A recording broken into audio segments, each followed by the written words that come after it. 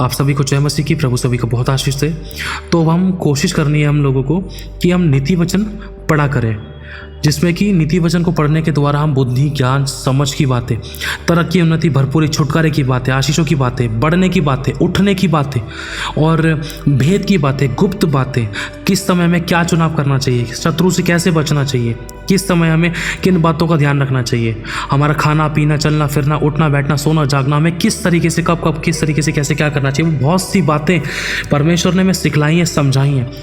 एक बिजनेस कैसे करना है, आशीष कैसे पानी है, क्षमा कैसे करना है, प्रेम कैसे करना है, आज्ञा पालन कैसे करना है और दया कैसे करनी है, अच्छी जीवन को कैसे पाना है, पवित्र जीवन में कैसे चलना है, किन बातों से बच के रहना है, किन बातों को आज्ञा पालन में किस तरीके से कैसे करना चाहिए, किन बातों से हमें दूर रहना चाहिए, मतलब वो सब कुछ जो एक मनुष्य की ज़रूरत है इस जीवन को जीने के लिए, रोज़मर्रा के कामों में हमें क्या करना चाहिए, क्या नहीं करना चाहिए, किन बातों में ज़ुबान पर नियंत्रण रखना चाहिए, क्या मुंह से बोलना चाहिए, क्या नहीं बोलना चाहिए, हमारे मुंह के शब्द कैसे होने चाहिए, अगर हम गलत बोल रहे हैं, गलत विश्वास दिखा रहे हैं या अनाज्ञाकारिता दिखा रहे हैं, क्या खो सकते हैं, क्या नुकसान हो सकता है, क्या किस प्रकार की समस्या आ सकती है, कौन सा दंड आ सकता है। और अगर हम अच्छा कर रहे हैं, आज्ञा पालन कर रहे हैं, प्रभु के भय में चल रहे हैं और वचन, शिक्षा, आज्ञावरण वो सब कुछ कर रहे हैं जो प्रभु चाहते, तो उसके द्वारा हमें क्या आशीष मिलेगी। हमारी उन्नति, तरक्की, भरपूरी, संपूर्णता में परमेश्वर की संपूर्ण होने के लिए ना ये नीति वचन हम सभी के लिए दिए गए हैं। तो अगर हम रोजाना एक एक चैप्टर पढ़ें तो हमारे लिए बहुत ज़्यादा ब्लेसड है। और खुदावन हमसे बात करेगा, खुदा ने हमसे बहुत बात करी, हमें करेक्शन भी दी है।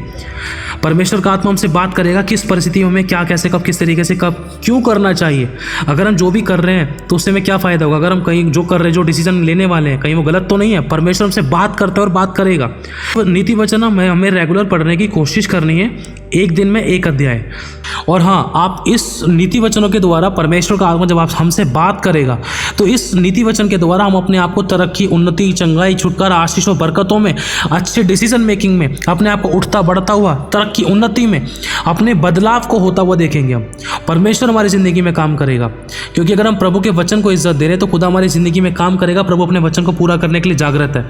हम हैरान होंगे परमेश्वर हमारी ज़िंदगी में ऐसी गवाहियाँ बनाएगा, क्योंकि हमारे चुनाव जो होंगे वो वचन के द्वारा होने पाएंगे। और वो वचन हमें कब, किस तरीके से, कैसे करना है, वो वचन हमें बताए जाएंगे नीति वचन के द्वारा। बहुत से ऐसे वचन। हालेलुया। तो तैयार हो जाओ, तो हम आगे बढ़ते हैं। तो आइए शुरू करते हैं नीति वचन 16 अध्याय और उसकी पहली आयत से। मन की युक्ति मनुष्य के वश में रहती है। जो मन की बातें होती है वो मनुष्य के कंट्रोल में रहती है, परंतु मुंह से कहना यहोवा की ओर से होता है। मनुष्य का सारा चाल चलन अपनी दृष्टि में पवित्र ठहरता है, परंतु यहोवा मनों को तौलता है। मनुष्य अपने आप को सोचता है कि भाई मैं सब कुछ सही कर रहा हूँ, लेकिन परमेश्वर मनों को जांच लेता है कि कहाँ सही है, कहाँ गलत है।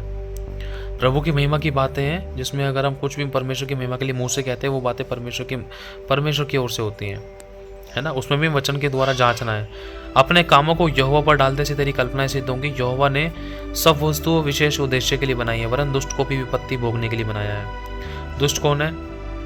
जो सच्चाई को जानने के बाद भी उसको ठुकराता है और उस पर मनन नहीं करता है और विरोधी बनता है।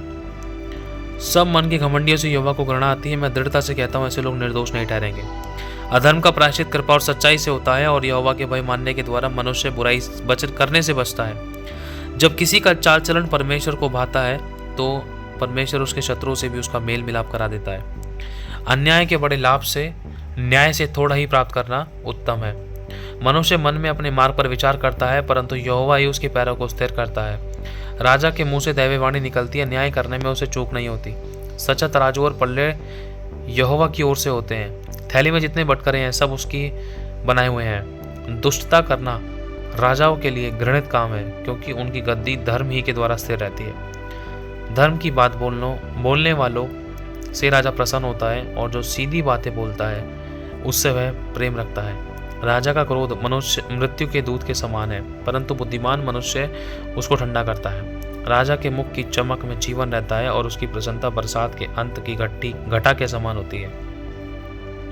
बुद्धि की प्राप्ति चौके सोने से क्या ही उत्तम है, और समझ की प्राप्ति चांदी से बढ़कर योग्य है। बुराई से हटना सीधे लोगों के लिए राजमार्ग ठहरता है। जो अपने चाल चलन की चौकसी करता है वह अपने प्राणों की भी रक्षा करता है। विनाश होने से पहले घमंड आता है, और विनाश होने से पहले गर्व, और ठोकर खाने से पहले घमंड आता है। घमंडियों के संग लूट बांट लेने से दीन लोगों के संग नम्र भाव से रहना उत्तम है। जो वचन पर मन लगाता है वह कल्याण पाता है, और जो यहोवा पर भरोसा रखता है वह धन्य होता है। जिसके हृदय में बुद्धि होती है, मतलब जिसके हृदय में परमेश्वर की चेतावनी है, उसकी आज्ञाएं, उसकी शिक्षाएं होती हैं, तो वो समझ वाला इंसान कहलाता है। और मधुर वाणी के द्वारा ज्ञान बढ़ता है। जिसके पास बुद्धि है उसके लिए वह जीवन का सोता है, परंतु मूढ़ों को शिक्षा देना मूढ़ता ही होता है। बुद्धिमान का मन उसके मुंह पर बुद्धिमानी प्रकट करता है और उसके वचन में विद्या रहती है। मन भावने वचन मधुबर छत्ते के समान प्राणों को मीठे लगते हैं और हड्डियों को हरी भरी करते हैं। ऐसा भी मार्ग है जो मनुष्य को ठीक जान पड़ता है, परंतु उसके अंत में मृत्यु ही मिलती है। परिश्रम की लालसा उसके लिए परिश्रम करती है, उसकी भूख उसको बाढ़ती रहती है। अधर्मी मनुष्य बुराई की युक्ति निकालता है और उसके वचनों से आग लग जाती है। टेढ़ा मनुष्य बहुत झगड़े को उठाता है और कानाफूसी करने वाला परम मित्रों में फूट करा देता है। उपद्रवी मनुष्य अपने पड़ोसी को फुसलाकर कुमार्ग पर चलाता है। आंख मूंदने वाला छल की कल्पना करता है और ओठ दबाने वाला बुराई करता है। पके बाल शोभायमान मुकुट ठहरते हैं, वे धर्म के मार्ग पर चलने से प्राप्त होते हैं। विलंब से क्रोध करना वीरता से और अपने मन को वश में रखना नगर को जीत लेने से उत्तम है। चिट्ठी डाली जाती तो है, परंतु उसका निकलना यहोवा की ओर से होता है। हालेलुया। प्रभु आशीष आप सभी को जय मसीह।